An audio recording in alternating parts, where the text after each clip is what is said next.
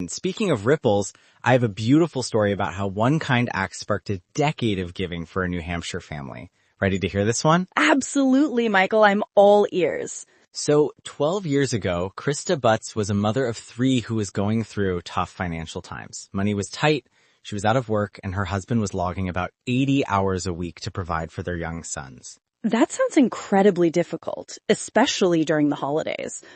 It was. Krista had saved just enough money to take her sons for haircuts before Christmas, something small but important to her.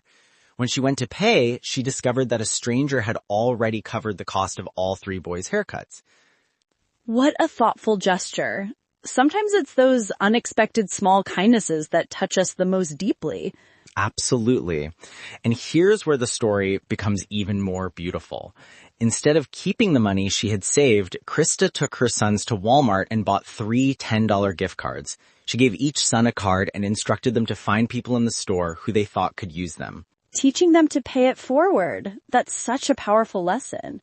Exactly. And the boys gave their final card to a mother with 2 children who seemed to be struggling to afford groceries. When Krista asked why they chose that particular woman, her sons replied, because she reminded us of you. Krista called it an awesome parenting moment she'd never forget. Oh, that gives me goosebumps. What incredible awareness from those children. And the story doesn't end there. That experience sparked what the family now calls their 25 Days of Christmas Kindness project.